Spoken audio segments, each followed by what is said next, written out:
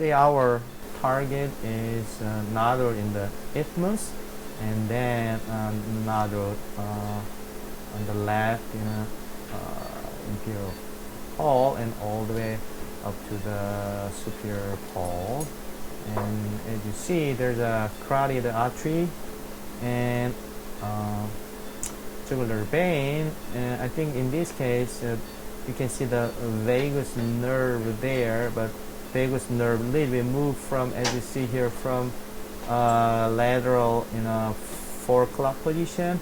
It's moved into a little bit more medial when I scan a little bit downward. So we should be a little bit careful not too close to that vagus nerve. And so as you see here, even vagus nerve, course is, different. The location is different. When it is bottom there in a 4 o'clock, it's more go up. It will be almost like 9 o'clock position. So depending on the level and location, I think you should remind that level of vagus nerve changes. Peritumoral vascularity is kind of another factor which will affect your procedure. So as you see here, the isthmic nodule has some intratumoral vascularity, but it does not occupy more than 50% of the nodule volume, but pretty much hypervascular.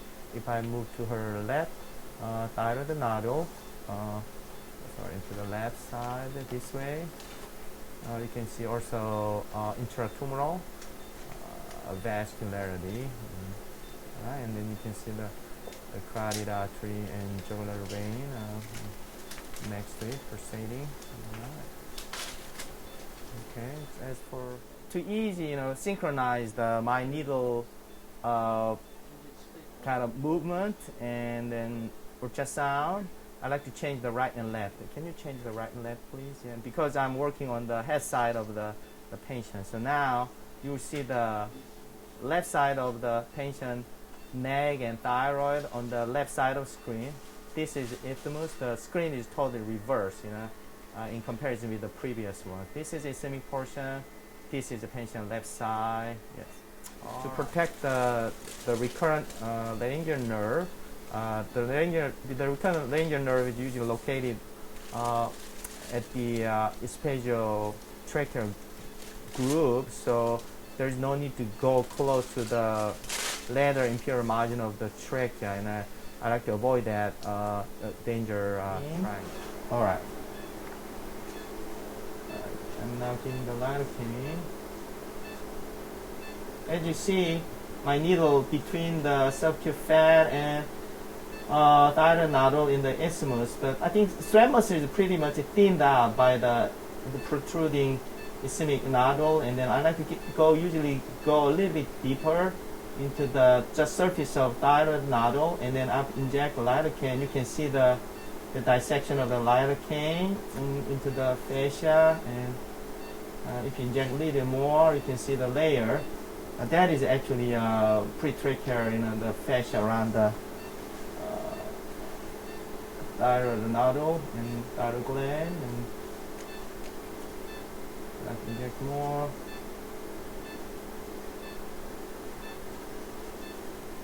Now you see the dissection of the lidocaine.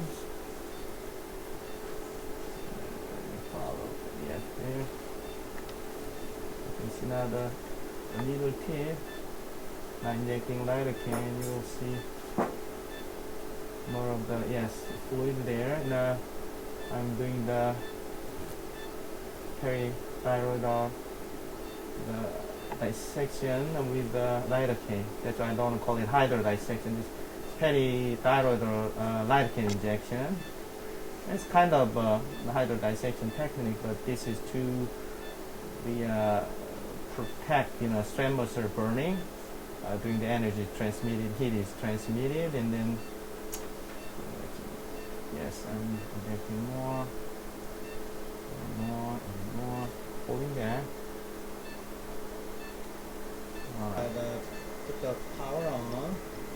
Sometimes you think that you are seeing the needle tip entirely, but only you just see the part of it, and then the most important thing is to see the real needle tip. So insulated portion is really echogenic.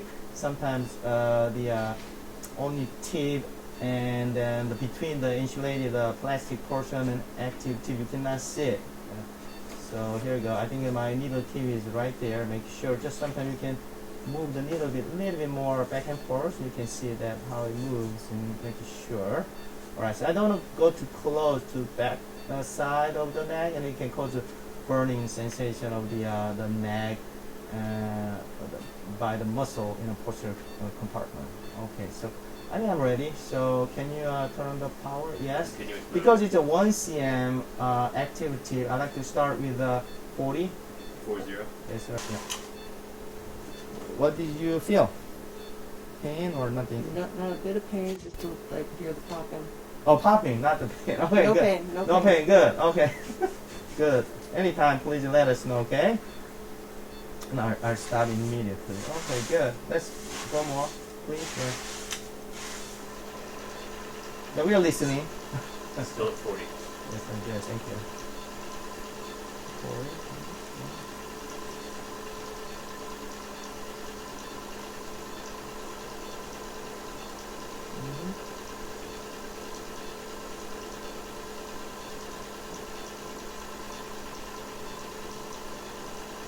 You depend on only micro bubbles. There's a chance you can pull the needle too early, before the energy transmitted to the adjacent, the thyroid tissue. There's two hits. One is just around the needle by the excitation of the ions. We call it friction energy. Another energy is transmitted by distance to adjacent thyroid tissue. We call it conduction. So just stay there for a while and then make sure that heat is generated and then transmitted enough, to burn the adjacent thyroid tissue. If you pull too early, you'll miss that conduction. Can you stop, please?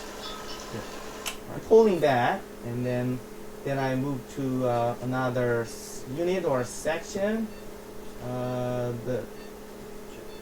And we call it moving shot technique.